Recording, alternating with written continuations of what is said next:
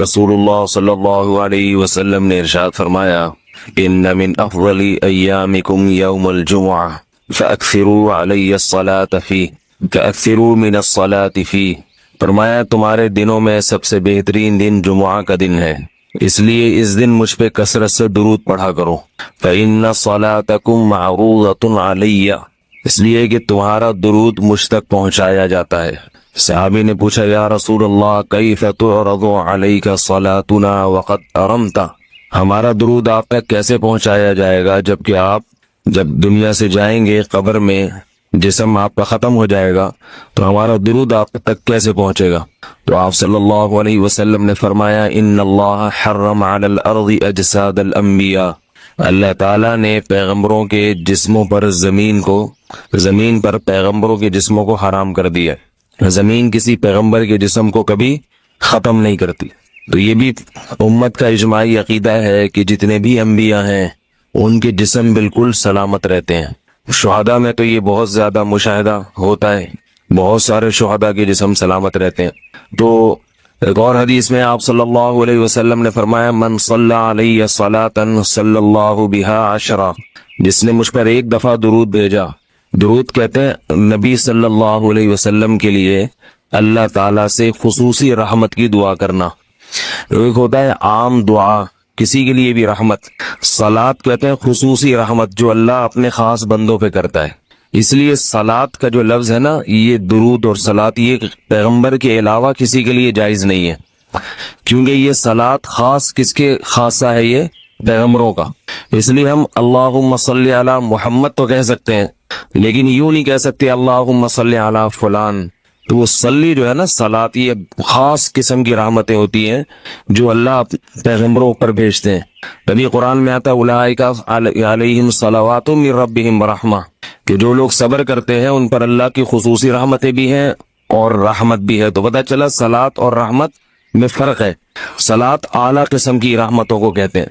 तो आप सल्लल्लाहु अलैहि वसल्लम ने फरमाया, जिसने मेरे लिए एक मर्तबा रहमत की दुआ की, दुरूद शरीफ पढ़ा मेरे लिए, तो अल्लाह उस पर 10 रहमतें भेजते हैं। और जुमुआ का दिन ज्यादा फजीलत है दुरूद शरीफ पढ़ने की। अलबत्ता ये जो जुमुआ के दिन में हदीस मशहूर है कि 80 साल के गुनाह माफ होते हैं जुमा के दिन दुरूद पढ़ने से, ये हदीस सनद के लिहाज से कमजोर है। लेकिन ये जो मैंने हदीस पढ़ी कि जुम्मे का दिन सबसे बेहतर दिन है, फ़अक्सिरू अलैया मिनस सलाति फीही, लिहाजा इस दिन मुझ पे कसरत से दुरूद पढ़ा करो, ये बिल्कुल सही हदीस है। तो जुमुआ का दिन दुरूद शरीफ की इजाफी फजीलत है। आज चूंकि जुमुआ का दिन है तो इसलिए मैंने कहा कि इस बारे में थोड़ी सी बात करूं। एक और हदीस में आता है रसूलुल्लाह सल्लल्लाहु अलैहि वसल्लम ने फरमाया, ला तजअलू कब्री ईदा वसल्लू अलैया फ़इन्न सलातकुम तबलुगुनी हैथु कुंतुम, फरमाया मेरी कब्र को ईदगाह ना बनाओ। जैसे मेलों की जगह होती है ना, मेले ठेले, ईद पे जब सब लोग जमा होकर खुशियां मनाते हैं, तो जैसे मज़ारों पे होता है ना, कव्वालियां हो रही हैं और ये मेले ठेले हो रहे हैं, आजकल देखा है। तो पहले जमाने में भी जब कोई नेक आदमी दुनिया से जाता था तो लोग उसकी कब्र पे धरने मार के बैठ जाते थे, और वो मुजाविर और ये सब जो हमारे यहाँ होता है। तो आप सल्लल्लाहु अलैहि वसल्लम ने मना किया कि मेरी कब्र के साथ ये कुछ मत करो, अलबत्ता मुझ पे दुरूद पढ़ा करो।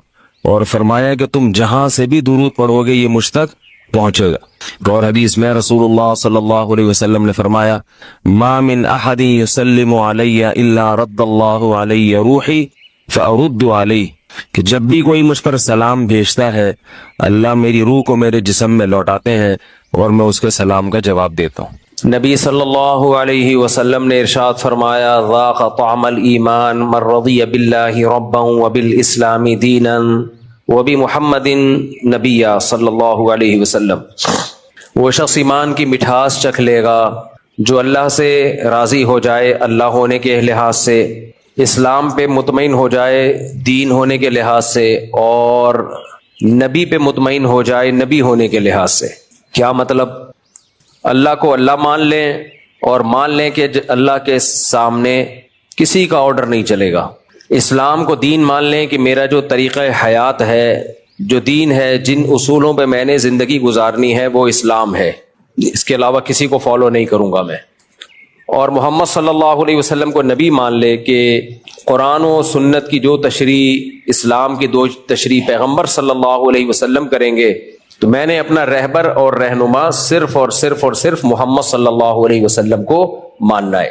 آپ کے سوا کوئی نہیں ہے میرا لیڈر، کوئی نہیں ہے میرا رہنما. تو نبی نے فرمایا جس نے اپنے اندر یہ جذبہ پیدا کر لیا تو اس کو ایمان کی مٹھاس محسوس ہوگی. ایمان کی مٹھاس، اس سے پتہ چلتا ہے کہ ایمان میں ایک لذت ہے، اسلام میں ایک مٹھاس ہے. یہ مٹھاس ان لوگوں کو محسوس نہیں ہو سکتی جو آدھے تیتر آدھے بٹیر ہیں. کوئی بھی چیز جب آدھی ادھر ہو آدھی ادھر ہو کسی کام کی نہیں ہوتی. کچھ لوگوں کو اللہ تعالیٰ نہ مذکر پیدا کرتا ہے نہ مؤنث، وہ تو اللہ کی طرف سے آزمائش ہوتی ہے. لاکھوں میں کوئی ایک آدھ ایسے ہو جاتے ہیں ٹرانسجینڈر. لیکن جو اپنے اختیار سے ادھر یا ادھر ہو جائے وہ کتنا برا لگتا ہے اور کتنی بڑی پھٹکار برستی ہے اس کے اوپر. مرد تھا عورت بننے کی کوشش کر رہا ہے، عورت تھی مرد بننے کی کوشش کر رہی ہے، لوگ بھی برا بھلا کہتے ہیں، دیکھنے میں بھی برا لگتا ہے، لعنتیں برس رہی ہوتی. وجہ کیا ہے بھائی؟ ایک طرف کو ہو جاؤ. تو جیسے اللہ نے کسی کو مرد بنایا وہ عورت بننے کی کوشش کرے برا لگے گا، عورت بنایا مرد بننے کی کوشش کرے بری لگے گی. ایسا ہی جو بھی منافق ہوتا ہے اس کا پتہ ہی نہیں کہ یہ کس مذہب کو فالو کرتا ہے. لا الہ الائی ولا الہ ہاؤلائی، نہ ادھر نہ ادھر. جب پیڑے کھانے کا ٹائم آئے تو اسلام، جب قربانی دینے کا ٹائم آئے کلچر کے خلاف، سوسائٹی کے خلاف، تو پھر مغربی دنیا کی باتیں، ان لوگوں کے گیت گانا گن گانا شروع. تو ایسا آدمی نہ کسی کو اچھا لگتا ہے اور نہ وہ خود سکون میں ہوتا ہے. خود بھی کبھی بھی ایسا شخص سکون میں نہیں ہو سکتا. دو رنگی چھوڑ دے یک رنگ ہو جا، سراسر موم یا پھر سنگ ہو جا. ایک طرف کو ہو جاؤ بھائی، ادھر ہو جاؤ یا ادھر ہو جاؤ. اب اسلام کے کچھ تعلیمات ہیں جس میں اسلام نے 2 اور 2 4 کی طرح چیزوں کو کلیئر کر دیا ہے. ایک بات خوب اچھی طرح سمجھ لیں، جب سے سوشل میڈیا آزاد ہوا ہے نا، آزاد، اس کے جہاں بہت سارے فائدے ہوئے ہیں بہت سارے نقصانات بھی ہوئے ہیں. آزادی اگر کچھ اصولوں اور ضابطوں کے ساتھ ہو تو یہ نعمت ہے، آزادی اگر بے لگام دے دی جائے تو یہ عذاب ہے. آپ مجھے ایک بات بتاؤ، بچوں کو ہم آزادی دیتے ہیں، کیا بغیر کسی لگام کے آزاد کر دیتے ہیں یا کوئی لمٹ ہوتی ہے اس کی؟ اگر ہم بچوں کو بالکل آزاد کر دیں کہ جو چاہے کرو، بچے ہمیں بیچ کے کھا جائیں، بچے ہمیں بیچ کے کھا جائیں. آپ کہہ سکتے ہو بچہ باپ کو کیسے بیچے گا؟ بھائی وہ نشیوں میں گھومے گا پھرے گا، چرس بھی چیک کر کے دیکھے گا، ہیروئن بھی چیک کر کے دیکھے گا، شراب بھی چیک کر کے دیکھے گا کہ یار دیکھیں تو صحیح کیا ہے. بچہ تو ناسمجھ ہوتا ہے نا، ہوتے ہوتے نشے کی عادت پڑے گی، پھر گھر سے چوریاں کرے گا. ایسے کتنے واقعات ہیں ہمارے علم میں، بچوں نے گھروں سے چوریاں شروع کر دی، جائیدادیں بکوا دی باپ کی، جیلوں میں جا رہے ہیں، کیس ہو رہے ہیں، بالآخر سب کچھ باپ کا ختم. میرے پاس تو ایسے ایسے کیس ہیں کہ آپ خون کے آنسو رو کہ جب سب کچھ ختم ہو گیا تو بچے نے باپ ہی کو جیل بھجوا دیا. اس لیے اولاد کی اگر تربیت نہ ہو بہت ڈینجرس، بہت خطرناک. یہ ہمارا جو مغربی طبقہ ہے نا، یہ آزادی آزادی کی باتیں کر رہا ہے. بربادی ہے یہ آزادی، یہ آزادی نہیں ہے. لوگ مجھے کہتے ہیں آپ ہر بیان میں مغربی کلچر کو رگڑ دیتے ہو. میں نے جو بھی بیان کیا تھا نا حمیرہ اصغر کے بارے میں، اور میں نے کہا تھا وہاں کی دنیا میں تو یہ واقعات صبح و شام روز ہوتے ہیں، اس پہ بہت سے لوگوں کے کمنٹس آ رہے ہیں کہ ایسا تو نہیں ہے، ہم تو یہاں ہی رہتے ہیں یورپ میں، ہم نے تو نہیں کبھی دیکھا کہ 9 مہینے بعد کسی کی لاش ملی ہو. وہاں تو فوراً پولیس آتی ہے، پولیس خود بوڑھوں کی کیئر کرتی ہے، چیک کرتی ہے لے جا کے، ڈاکٹرز آتے ہیں معائنہ کرتے ہیں. ایسے لاوارث تو وہاں پہ کوئی بھی نہیں ہوتا کہ 9 مہینے بعد پتہ چلے جی بندہ مرا ہوا تھا. میں نے کب کہا کہ بھائی 9 مہینے بعد لاشیں نکلتی ہیں؟ میں نے یہ کہا تھا کہ شام کو ڈاکٹر آتا ہے چیک کرنے کے لیے بوڑھے کو، ڈاکٹر آتا ہے، اس کا بیٹا نہیں آتا، یہ ذہن میں رکھنا. بیٹی بھی نہیں آتی، بیٹا بھی نہیں آتا، بہو بھی نہیں آتی، داماد بھی نہیں آتا. پولیس آتی ہے، ڈاکٹر آتا ہے، گورنمنٹ نے جو بندہ کیئر کے لیے رکھا ہوا ہے وہ پابندی سے ٹائم پہ آتا ہے. وہ آئے گا پابندی سے ٹائم پہ، اس کے بعد وہ چلا جائے گا، صبح 8 بجے آئے گا. اس دوران اگر انا للہ ہو گیا اور بٹن دبانا ایمرجنسی کا بھول گئے تو گئے کام سے. اگر ایمرجنسی کا بٹن دبا دیا کہ مجھے کچھ ہو رہا ہے تو ایمبولینس آئے گی. ایمبولینس چلانے والا بھی اس بوڑھے کا نہ چاچا ہوگا، نہ ماموں ہوگا، نہ بیٹا ہوگا، نہ بیٹی، گورنمنٹ ہوگی. تو گورنمنٹ کیئر کرتی ہے. گورنمنٹ کیا کرتی ہے؟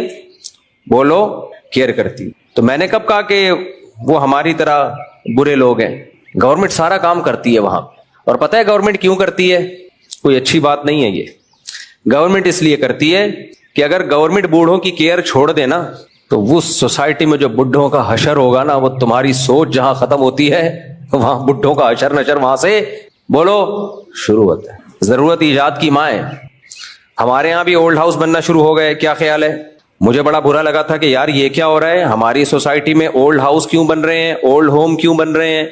मैंने राब्ता किया, पता चला जी अब इन बूढ़ों का क्या करें जिनको औलादों ने घरों से बाहर निकाल दिया है। पहले औलादें घरों से बाहर नहीं निकालती थी, अब चूंकि औलादों ने घरों से बाहर बुढ़ों को निकालना शुरू कर दिया है, तो इस वजह से अब हमारे यहाँ भी ओल्ड हाउस बनना मजबूरी बन चुकी है। अब जब बूढ़े बेचारे घरों से ज्यादा निकलेंगे, फुटपाथों पे सड़ेंगे, तो ओल्ड हाउस की जो सनअत है और ओल्ड हाउस की जो टेक्नोलॉजी है वो क्या होगी, बढ़ेगी। क्या ख्याल है भाई? तो जरूरत ईजाद की माँ है। बचपन में ये जुमला भी हमें समझ में नहीं आता था, जरूरत ईजाद की माँ का मतलब क्या है। ईजाद कोई साहब हैं जिनकी कोई मदर है। भाई जहां जरूरत होती है वहां सोसाइटी अपने आप को उस हिसाब से एडजस्ट करना शुरू करती है। तो यहां भी ओल्ड हाउस बन रहे हैं। मैं अपने सेकुलर तबके से पूछता हूं, जो देसी लिबरल हैं, कौन सा सोसाइटी में ऐसा काम हो रहा है जिसकी वजह से ओल्ड हाउस बनना शुरू हो रहे हैं? क्या हो रहा है सोसाइटी में? क्या तरक्की कम हो रही है? आप मुझे एक बात बताओ, हमारी सोसाइटी में लिटरेसी रेशो पहले ज्यादा था या अब ज्यादा है? आप लोग को जवाब देना पड़ेगा। पहले एजुकेशन कम थी, अब एजुकेशन बोलो ज्यादा है। अब तो ऐसे ऐसे स्कूल खुल गए हैं जो आपने कभी ख्वाबों में भी ना देखे हो। एटीट्यूड, तमीज। पहले स्कूलों में तमीज नाम का चैप्टर ही नहीं था। टीचर पकड़ पकड़ के ढूंढ रहा है बच्चों को, कोई पूछने वाला नहीं है। डांट भी रहा है, डांट डपट भी कर रहा है, अबे तबे से बात भी कर रहा है। अब स्कूलों में ऐसा नहीं है, कैमरे लगे हुए हैं, एक डंडा भी चलाया कंप्लेन। क्या ख्याल है भाई? अब तो तमीज ज्यादा आनी चाहिए सोसाइटी में। अब तो लोगों एजुकेटेड होते जा रहे हैं। हमारे यहाँ डॉक्टरों का रेशो पहले कम था, अब ज्यादा हो गया है। लड़कियां तो पहले तालीम हासिल करती ही नहीं थी। लड़कियों को सिखाया जाता था उनकी माओं की तरफ से घरदारी। जब लड़कियों का रिश्ता लेने के लिए लड़के वाले आते थे तो घर में सलीका देखते थे, लड़की की डिग्री से उनको कोई दिलचस्पी नहीं थी। भाई ये घरदारी में खानदान कैसा है, तमीज आदाब कैसे हैं। अब सब कुछ एक तरफ, सबसे पहले एजुकेशन। क्या देखा जाता है? बोलते क्यों नहीं, चुप क्यों बैठे हो? एजुकेशन देखी जाती है, कितनी पढ़ी लिखी है। तो एजुकेशन तो बढ़ती चली जा, तालीम तालीम। पहले नहीं पढ़ाई थी लड़की। हमारी दादियों नानियों ने क्या पढ़ा है? वो भी तो किसी जमाने में लड़कियां ही होंगी ना, दादियां नानियां हमारी। लेकिन आप हैरान हो गए कि जब से एजुकेशन ज्यादा हुई, तालीम आम हो गई और तमीज पे मोटिवेशनल स्पीकर्स के लेक्चर भरे हुए हैं, आदाब तमीज।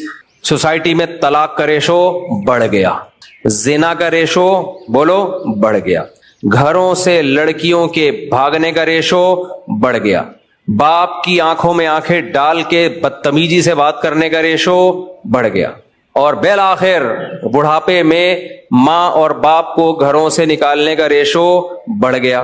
पहले सब्र बहुत था लोगों में, बड़े बड़े गम बर्दाश्त। मैंने बचपन में अपनी जिंदगी में जवान मौतें देखी हैं, उनकी माओं का एटीट्यूड देखा है। हमारे मोहल्ले में एक जवान लड़का फौत हुआ 22 साल का, अचानक। उसकी माँ ने सब्र कैसा किया है। हम तो छोटे थे, चले जाते थे घरों में, माँ रो रही है जवान बेटे के जनाजे को देखकर और कह रही है अल्लाह ये रोना मेरे इख्तियार में नहीं है, इस पे मुझसे मुआखजा ना करना, मैं तेरी तकदीर पे राजी हूं। उसको अपने रोने पे भी डर लग रहा है कि कहीं अल्लाह की तरफ से अजाब ना हो।